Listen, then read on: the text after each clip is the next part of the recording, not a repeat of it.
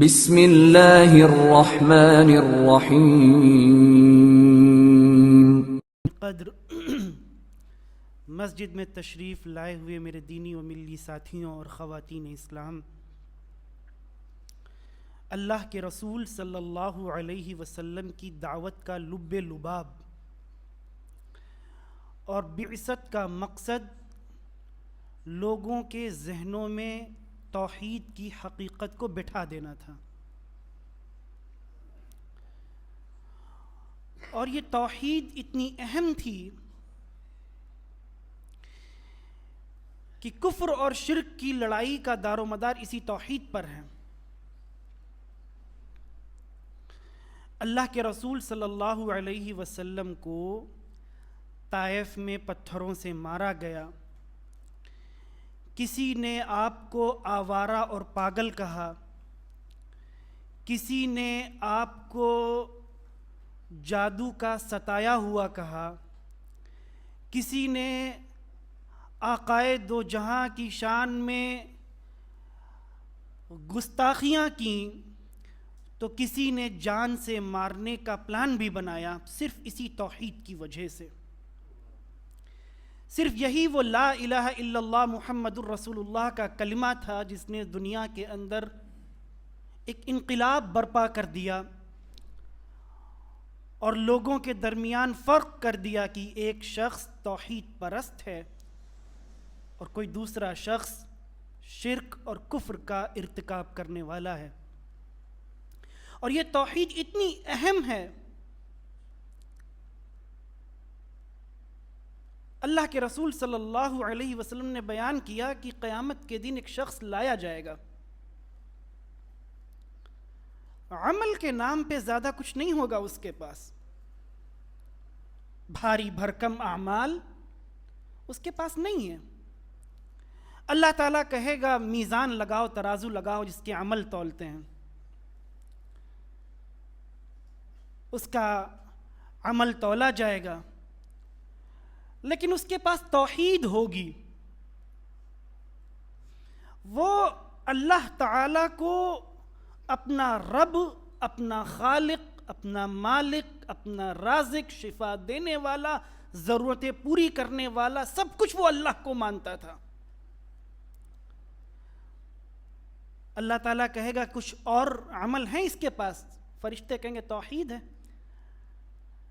اللہ تعالیٰ ایک پرچی پر لا الہ الا اللہ لکھوائے گا اس کلمے کو، اور کہے گا ایک پلڑے میں اس کے عمل رکھ دو اور ایک پلڑے میں یہ لا الہ الا اللہ رکھ دو، یہ توحید کا ماننے والا ہے، اور اس شخص کا پلڑا توحید کی وجہ سے بھاری ہو جائے گا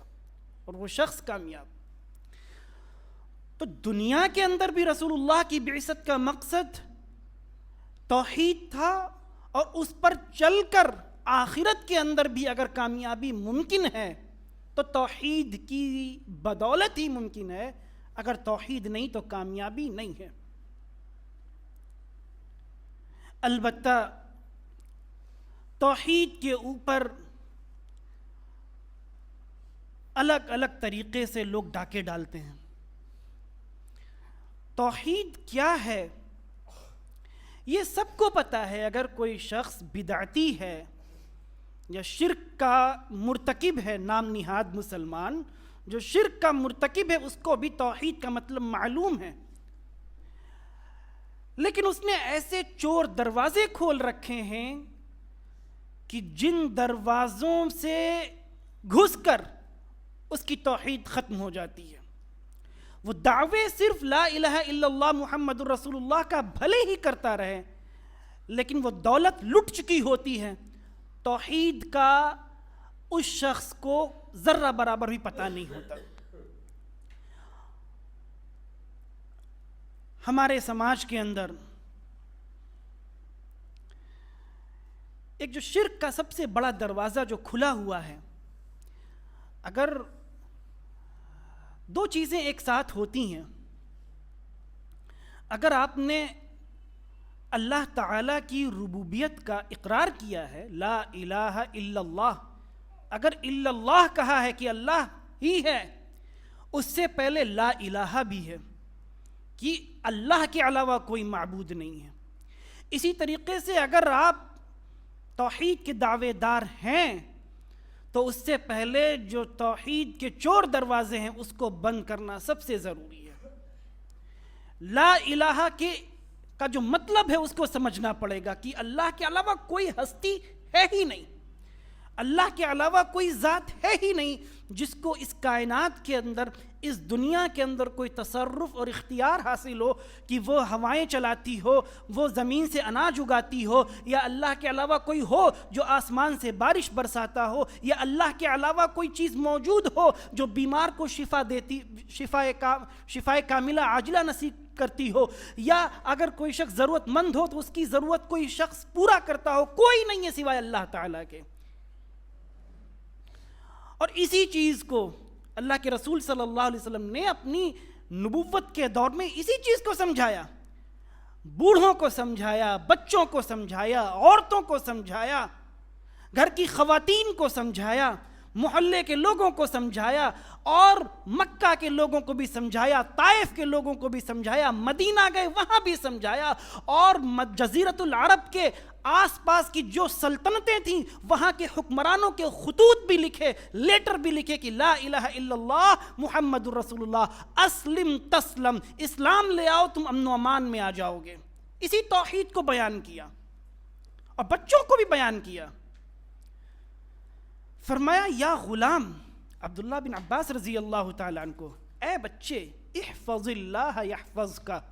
اللہ تعالیٰ کو ہر وقت اپنے ذہن میں یاد رکھو، اللہ تمہاری حفاظت کرتا رہے گا۔ احفظ اللہ تجدہ تجاہک، تم اللہ تعالیٰ کو یاد رکھو، اللہ کو ہر وقت اپنے سامنے پاؤ گے مدد کرنے کے لیے۔ اذا سألت فاسأل اللہ، یہی تھا وہ چور کا دروازہ جو اللہ کے رسول صلی اللہ علیہ وسلم نے بند کیا۔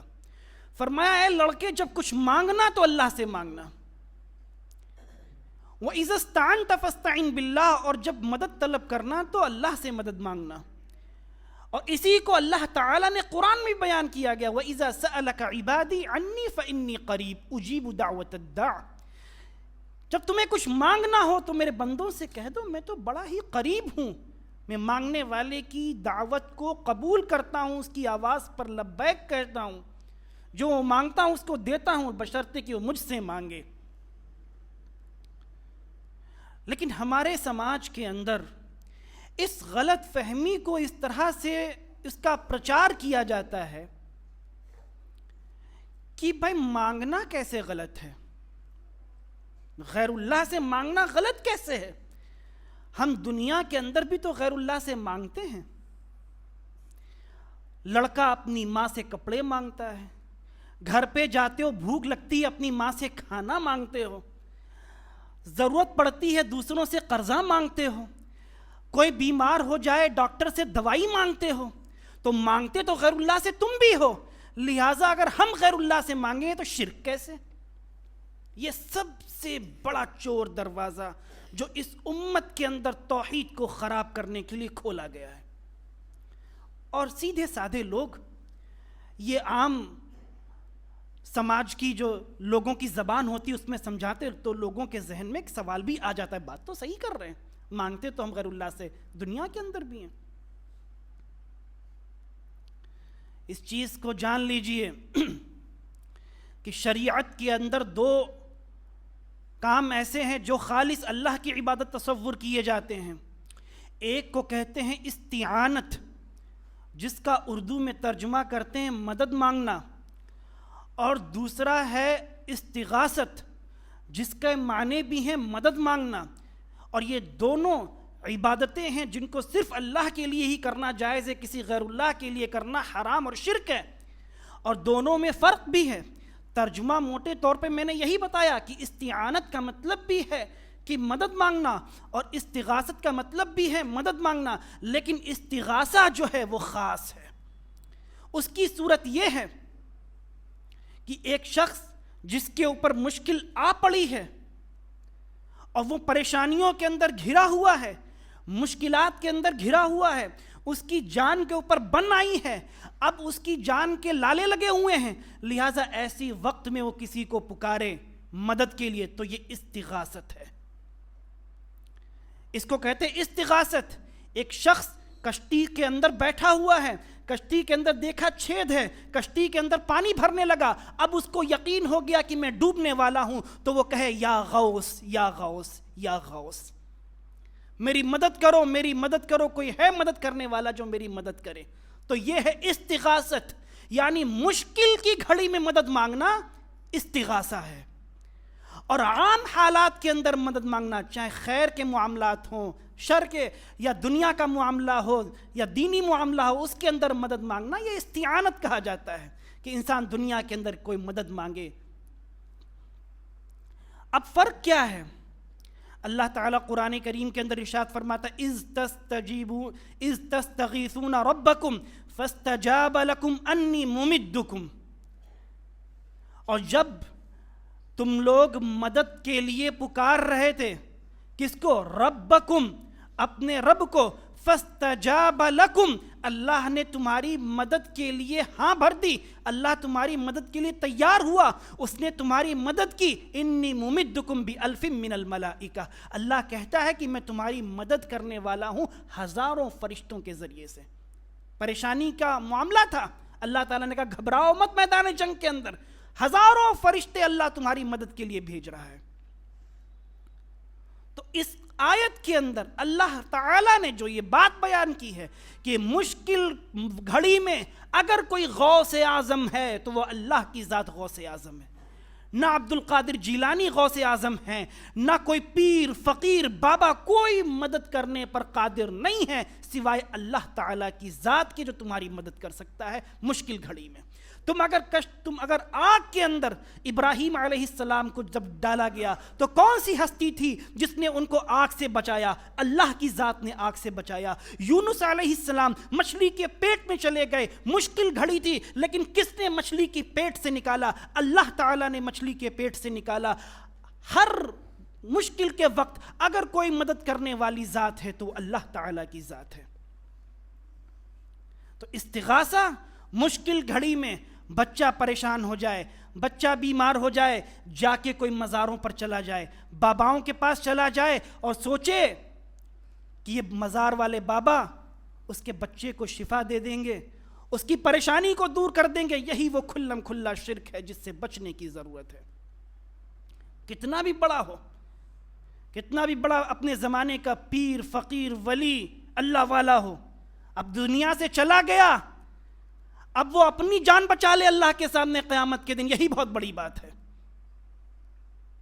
لہٰذا مشکل کی گھڑی میں, مشکل وقت میں صرف اللہ کو پکارنا جائز ہے. اور دوسری چیز ہے استعانہ, کی مدد مانگنا. اور اس کے لیے ابھی حدیث پڑھی, اللہ تعالیٰ نے ابن عباس رضی اللہ تعالیٰ عنہ کو, چھوٹے سے بچے تھے, فرمایا تھا اے غلام, اے بچے, اگر تم مدد مانگنا تو اللہ سے مانگنا. لہٰذا مدد مانگنے کی کئی شکلیں ہیں. قرآن کریم کے اندر اللہ تعالیٰ نے فرمایا وَتَعَاوَنُوا عَلَى الْبِرِّ وَالتَّقْوَى, اے لوگوں تم دنیا کے اندر ایک دوسرے کی مدد کرتے رہا کرو, خیر کے کاموں میں, بھلائی کے کاموں میں. وَلَا تَعَاوَنُوا عَلَى الْإِثْمِ وَالْعُدْوَانِ, اور برے کاموں میں مدد مت کیا کرو ایک دوسرے کی. اللہ کے رسول صلی اللہ علیہ وسلم نے مدد مانگی اپنے زمانے کے اندر. جب مشکل گھڑی آئی, صحابہ سے کہا کہ لو صحابہ ان کی مدد کرو, پیسہ لے کے آؤ. بہت ساری واقعات موجود ہیں حدیث کی کتابوں کے اندر کہ ایک غریب صحابی آئے, انہوں نے کہا کہ ہمارے پاس پیسہ دولت نہیں ہے. اللہ کے رسول صلی اللہ علیہ وسلم نے صحابہ سے کہا کہ مدد کرو. تو دنیا کے کاموں کے اندر جن کاموں کو کرنے پر زندہ شخص قادر ہے ان سے مدد مانگنا یہ شرک نہیں ہے, یہ عین مطلوب ہے. اگر آپ کے پاس پیسہ نہیں ہے, آپ اپنے بھائی سے پیسہ مانگیں گے. اگر آپ کے پاس کوئی ضرورت پڑی ہے اور آپ کے سامنے کوئی حاضر زندہ شخص موجود ہے جو آپ کی ضرورت کو پورا کرنے پر قادر ہے, تو اسلام کہتا ہے کہ آپ اپنی ضرورت کو پورا کروائیے. لیکن ہم جس چیز کو شرک کہتے ہیں وہ شرک یہ ہے کہ انسان ایک ایسے شخص سے جو آپ کے سامنے موجود نہیں ہے, غائب شخص ہے, آپ کے سامنے موجود نہیں, آپ اس کو پکار کے کہیں کہ میری مدد کر دو. ایک وہ شخص جو اپنا رجسٹر بند کروا کر اس دنیا سے رخصت ہو چکا ہے، آپ اس کو پکار کر مدد مانگیں کہ آپ میری مدد کر دیجئے، یہ وہ شرک اکبر ہے جس کی نفی قرآن نے بھی کی ہے، رسول اللہ نے بھی کی ہے، سنت کے اندر بھی کی گئی ہے، اور یہی وہ شرک تھا جو مشرکین مکہ کے اندر بھی پایا جاتا تھا۔ یہ چیز تو سمجھا لے جاتے ہیں کہ ماں باپ سے مدد کیوں مانگتے ہو، پانی کیوں مانگتے ہو، پانی اس لیے مانگتے ہیں ماں سے کیونکہ وہ پانی پلانے پر قادر ہے، وہ زندہ ہے، باپ زندہ ہے، اس زندہ شخص سے ہم مانگتے ہیں پانی پلا دو تو ہمیں پانی پلانے پر وہ قادر ہے، اس لیے ہم پانی مانگتے ہیں۔ لیکن اگر کوئی شخص زندہ بھی ہو لیکن ان کاموں میں مدد مانگ رہا ہے جس پر وہ قادر ہی نہیں ہے، جس کی اس کو طاقت ہی نہیں ہے، اس کو بھی ہم شرک کہتے ہیں۔ اگر فلاں شخص عبداللہ میرے سامنے موجود ہے اور میں اس سے کہوں اے عبداللہ میں بیمار ہو چکا ہوں، مجھے شفا دے دو، لیکن مجھے پتا ہے کہ یہ شفا دینے پر قادر نہیں ہے، یہ بھی شرک اکبر ہے۔ صرف غائب اور مرے کی بات نہیں ہے، اگر زندہ شخص جو تمہارے سامنے موجود ہے تم اس سے بھی ان کاموں میں مدد مانگ رہے ہو جس کی اس کو طاقت نہیں ہے، یہ بھی شرک اکبر ہے۔ ہاں لیکن عبداللہ ڈاکٹر ہے، اس سے تم دوائی مانگ رہے ہو تو یہ شرک نہیں ہے، یہ شرک نہیں ہے۔ اس کو اللہ کے رسول صلی اللہ علیہ وسلم نے فرمایا تھا کہ توکل اختیار کرو اسباب لے کر، اللہ پہ بھروسہ ہے لیکن دوائی بھی کرو، اللہ پہ بھروسہ ہے جانور کو کھوٹے سے بھی باندھو، لہذا دوائی مانگ رہے ہیں تو یہ شرک نہیں ہے۔ لیکن اس سے کہو دوائی وائی مت دو، تم تو بڑے پاورفل ہو، فلاں تم تو پیر ہو، پیرانے پیر ہو، اللہ کے ولی ہو، نیک فرشتہ صفت انسان ہو، لہٰذا مجھے ایسے ہی تم دم کر دو یا مجھے شفا دے دو، میں تمہیں بھگوان مان رہا ہوں، تو یہ شرک ہے، اور یہ صرف اتنا بڑا شرک ہے کہ انسان کے لیے یہ چیز جہنم کو حرام قرار دے دیتی ہے۔ یہ تو غیر قوموں میں ہے، غیر مذاہب میں ان کے زندہ بھگوان موجود ہیں، زندہ موجود ہے، ان کے پاس جا جا کے لوگ شفا کے لیے درخواست کرتے کہ ہمارے لیے ہم پریشان ہیں، ہمارے لیے یہ کر دو وہ کر دو۔ ہمارے یہاں ایسا تصور نہیں ہے، ہمارے لیے صرف اللہ کی ذات ہے جو ہر چیز پر قادر ہے۔ اور اسی طریقے سے جو شخص دنیا سے جا چکا ہے، اب اپنا رجسٹر بند کروا چکا ہے، اس سے مدد مانگنا، چاہے وہ کتنا بڑا نبی ہو، کتنا ہی مقرب فرشتہ اللہ تعالیٰ کو کا ہو، اس سے بھی مدد مانگنا، اس کو بھی پکارنا، یہ شرک اکبر ہے۔ اللہ کے رسول صلی اللہ علیہ وسلم اپنی زندگی میں فرما کے گئے، قرآن کریم نے ان کا قول نقل کیا، قُلْ لَا أَمْلِكُ لِنَفْسِي نَفْعًا وَلَا ضَرًّا إِلَّا مَا شَاءَ اللَّهُ۔ لوگ رسول اللہ کو پکارتے ہیں کہ یا رسول اللہ میری مدد کر دیجئے، یا رسول اللہ مجھے اولاد دے دیجئے۔ یہ شرک اکبر ہے جو شخص رسول اللہ کو اللہ کے درجے میں رکھے۔ اور یہ ایسے بدعتی و مشرک نام نہاد مسلمان ہیں جو کہتے ہیں اللہ کی جھولی میں وحدت کے سوا کیا ہے،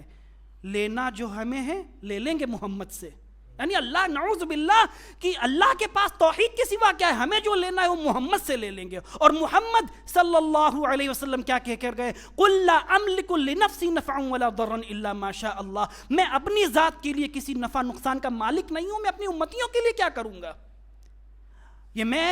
اپنے پاس سے نہیں بیان کروں، یہ اللہ تعالیٰ نے قرآن کے اندر لکھا ہوا ہے کہ اے نبی آپ کہہ دیجئے کہ میں اپنے لیے کسی نفع نقصان کا مالک نہیں ہوں، نفع نقصان کی جو مالک ہے وہ اللہ کی ذات ہے، اس کے سوا کوئی نفع نقصان کا مالک نہیں ہے۔ تو رسولوں سے مانگنا، رسولوں کو پکارنا، اللہ کے نبی سے مانگنا، یہ بھی شرک اکبر ہے۔ اور لوگ آتے تھے، صحابہ کرام آتے تھے جب رسول اللہ صلی اللہ علیہ وسلم زندہ تھے تو آپ صلی اللہ علیہ وسلم کے پاس آتے تھے اور کہتے تھے یا رسول اللہ آپ دعا کروا دیجئے، آپ دعا کر دیجئے ہمارے لیے اللہ تعالیٰ سے۔ تو یہ تو آج بھی جائز ہے، آج بھی جائز ہے، آج بھی جمعہ کے دن بہت ساری درخواستیں آتی ہیں مسجد کے امام صاحب کے پاس کہ امام صاحب آج جمعہ کا دن ہے، آج جمعہ کے نماز کے بعد اعلان کروا دیجئے فلاں بیمار ان کو شفا کاملہ عاجلہ نصیب فرما دے اللہ تعالیٰ۔ آج بھی ایسا کرتے ہیں لوگ، اللہ کے رسول صلی اللہ علیہ وسلم کی زندگی میں بھی آپ کے پاس آتے تھے، دعا کرواتے تھے۔ ایک حدیث بدعتی ذکر کرتے ہیں، وہ حدیث یہ ہے کہ ایک صحابی تھے، وہ اللہ کے رسول صلی اللہ علیہ وسلم نے کہا کچھ مانگنا ہے، سل کچھ مانگ لو، تو صحابی نے کہا اسألک مرافقتک فی الجنہ، یا رسول اللہ میں چاہتا ہوں کہ جنت میں آپ کے ساتھ رہوں۔ تو آپ نے فرمایا فَأَعِنِّي عَلَى نَفْسِكَ بِكَثْرَةِ السُّجُودِ، تو تم میری مدد کرو نمازیں پڑھ کر کے، تاکہ تمہارے پاس عمل ہوں، نیک کام ہوں، نمازیں ہوں، حج ہو، روزہ ہو، وہ کام لے کر میں تمہاری مدد کروں اللہ پاک کے پاس کہ وہ اللہ تعالیٰ تمہیں جنت کے اندر داخل کر دے۔ تو رسول اللہ نے اس حدیث میں بیان کیا، جو بدعتی ذکر کرتے ہیں کہ نبی کے پاس اختیار نہیں جنت میں لے جانے کا، اللہ تعالیٰ نے کہا میری مدد کرو، میں تمہیں جنت میں داخلہ کروانے کے لیے اپنے عمل لے کے آؤ، تب میں تمہاری سفارش کروں گا۔ لہٰذا رسول اللہ صلی اللہ علیہ وسلم سے زندہ، جب آپ صلی اللہ علیہ وسلم زندہ تھے تو آپ کے پاس لوگ آتے تھے مدد مانگنے کے لیے یا آپ سے دعا کروانے کے لیے، تو جن کاموں پہ آپ کو قدرت تھی آپ ان کی مدد کرتے تھے، آپ ان کے لیے دعائیں کرتے تھے۔ لیکن جب آپ کی وفات ہو گئی، صحابہ کرام کا عمل کیا ہے؟ اللہ کے رسول صلی اللہ علیہ وسلم نے ایک حدیث بیان کی، فرمایا اے عمر، میرے بعد ایک شخص آئے گا، اس کا نام ہوگا اویس قرنی، بڑے ہی نیک ہوں گے، جب وہ تم کو ملیں تم ان سے اپنے گناہوں کی مغفرت کے لیے دعا کروا لینا، اور اللہ تعالیٰ اتنے وہ نیک ہوں گے کہ اللہ تعالیٰ ان کی دعا کی وجہ سے گناہ معاف کر دیں گے۔ تو حضرت عمر رضی اللہ تعالیٰ عنہ کے زمانے میں جب اویس قرنی ملے تو انہوں نے دعا کروائی۔ تو نیک لوگوں سے، زندہ لوگوں سے دعا کروانا، اس کی شریعت کے اندر کوئی ممانعت نہیں ہے۔ آج بھی جو نیک لوگ ہیں آپ ان سے کہہ سکتے ہیں دعا کرواؤ، لیکن وہ شخص جو اس دنیا سے جا چکا ہے، وہ شخص جو اپنا رجسٹر بند کروا چکا ہے، وہ شخص جب اس دنیا سے اس نے آنکھیں بند کر لیں، جو خود اپنے آپ کا غسل کرنے پر قادر نہیں ہے، جو اپنے آپ خود اپنا کفن پہننے پر قادر نہیں ہے، جو اپنی بلختی سسختی بیوی کے آنسو پوچھنے پر قادر نہیں ہے، اپنے بچوں کے آنسو کو پوچھنے پر قادر نہیں ہے، خود سے چل کر قبرستان جاننے پر قادر نہیں ہے، خود سے قبر کے اندر اترنے پر قادر نہیں ہے، وہ شخص جو اس دنیا سے جا چکا ہے، اس کے بارے میں انسان یہ عقیدہ رکھے کہ یہ ہماری مدد کرنے پر قادر ہے۔ دنیا کے اندر وہ کچھ نہ کر پاتا ہو، لیکن مرنے کے بعد آل پاورفل، کہ اب وہ بچے بھی دینے پر قادر ہو گیا، اب وہ بیماروں کو شفا دینے پر بھی قادر ہو گیا، مشکل گھڑی میں مشکلات کو دور کرنے پر بھی قادر ہو گیا۔ ارے وہ شخص اپنا گریبان اللہ کے پاس بچا لے جائے، اپنی گردن اللہ کے سامنے بچا لے جائے، اپنا نام اعمال اللہ کے سامنے رکھ کر کامیاب ہو جائے، یہی بہت بڑی بات ہے۔ ہم ان سے، جو لوگ دنیا سے جا چکے ہیں، ان سے آپ اگر مانگ رہے ہو تو یہ شرک اکبر ہے، چاہے وہ کتنا ہی بڑا زندہ پیر ہو یا کوئی پیر ہو، کوئی پیرانے پیر ہو، چاہے عبدالقادر جیلانی ہو، کوئی بھی پیر ہو، مرے ہوئے لوگوں کو پکارنا، ان سے مدد مانگنا، یہ شرک ہے، اس چیز کو سمجھیں۔ اسی طریقے سے جو استغاثت کی بات کی تھی، یعنی مشکل گھڑی میں پکارنا، یہ بھی ان معاملات کے اندر ہے جن چیزوں پر انسان قادر نہیں ہے مدد کرنے پر، صرف اللہ قادر ہے۔ ایسے وقت میں صرف اللہ کو پکارنا ہے۔ مثال کے طور پر آپ کی کشتی، جو مثال میں نے دی، سمندر کے اندر پھنس گئی، سمندر کے اندر آپ کی کشتی پھنس گئی اور آپ ڈوبنے کے کگار پر ہیں، لہٰذا ایسے وقت میں کوئی آپ کے سامنے نہیں ہے تو آپ اللہ کو پکاریں گے، یہی استغاثت ہے۔ لیکن اگر کوئی شخص آپ کے پاس موجود ہے، آپ دیکھ رہے ہیں کوئی تیراک آپ کے پاس آ گیا اور آپ اس سے مدد مانگیں گے، یہ چیز شرک نہیں ہے، یہ توحید کے منافی نہیں ہے۔ اسی طریقے سے اس کی دلیل یہ ہے جو خطبے کے شروع میں آیت پڑھی تھی، اس کا ترجمہ کر کے بات ختم کرتا ہوں۔ موسیٰ علیہ السلام نے دیکھا رجلان یقتتلان، دو آدمی لڑ رہے تھے، ھذا من شیعتہ وھذا من عدوہ، کہا کہ یہ میری قوم کا ہے اور یہ میری دشمن قوم کا ہے، یعنی ایک قبطی تھا، ایک بنو اسرائیلی تھا، ایک قبطی تھا۔ تو موسیٰ علیہ السلام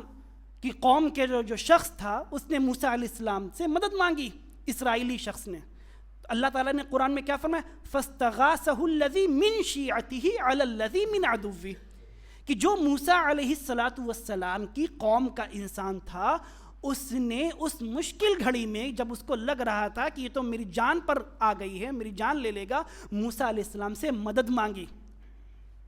تو موسیٰ علیہ السلام مدد کے لیے آئے، فَوَكَزَهُ مُوسَى فَقَضَى عَلَيْهِ، اور ایک گھونسا مارا، اس گھونسے سے اس قبطی انسان کی موت ہو گئی۔ تو ایسے وقت میں اللہ تعالیٰ نے تو یہ نہیں کہا کہ موسیٰ مشرک ہے، نعوذ باللہ، یا اس شخص نے جس نے مدد مانگی تھی موسیٰ سے، اللہ تعالیٰ نے تو نہیں کہا کہ وہ شخص مشرک ہو گیا۔ تو اس نے مدد مانگی ایک زندہ انسان سے، جو نبی زندہ تھے، موسیٰ علیہ السلام زندہ تھے، اور اس کام میں مدد مانگی جس پر وہ کرنے پر قادر تھے. انہیں پتہ تھا موسیٰ علیہ السلام مضبوط انسان ہے، تو مدد مانگی، تو یہ جائز ہے. اسی طریقے سے اسلامی بھائی چارہ، باہمی ضروریات کی چیزوں میں ایک دوسرے کی مدد کرنا، ان سے چیزیں مانگنا، یہ شرک کے منافی نہیں ہے. جو چیز شرک ہے وہ ایک غائب انسان سے جو آپ کے سامنے موجود نہیں ہے، یا وہ شخص جو اس دنیا سے جا چکا ہے، اس کو پکارنا یا اس سے مدد مانگنا، یہ شرک اکبر ہے. یا اسی طریقے سے اگر کوئی حاضر انسان موجود آپ کے سامنے ہے، اس سے بھی ان کاموں میں مدد مانگنا جس پر اس کو طاقت اور قدرت نہیں ہے، یہ بھی شرک ہے. جس کی مثال بیان کی کہ ڈائریکٹ کہے کہ آپ مجھے شفا دے دیجئے، اس سے دوائی نہ لے، تو یہ بھی چیزیں شرک ہیں. تو شرک کے دروازوں کو سمجھیں. اللہ تعالیٰ سے دعا ہے کہ الہ العالمین ہم تمام لوگوں کو جب تک اس دنیا کے اندر زندہ رکھ، ایمان، اسلام اور توحید پر قائم رکھ. جب ہمارا خاتمہ ہو توحید اور اسلام پر ہمارا خاتمہ ہو. اقول قولی ھذا استغفر اللہ لی ولکم ولسائر المسلمین فاستغفروہ انہ هو الغفور الرحیم.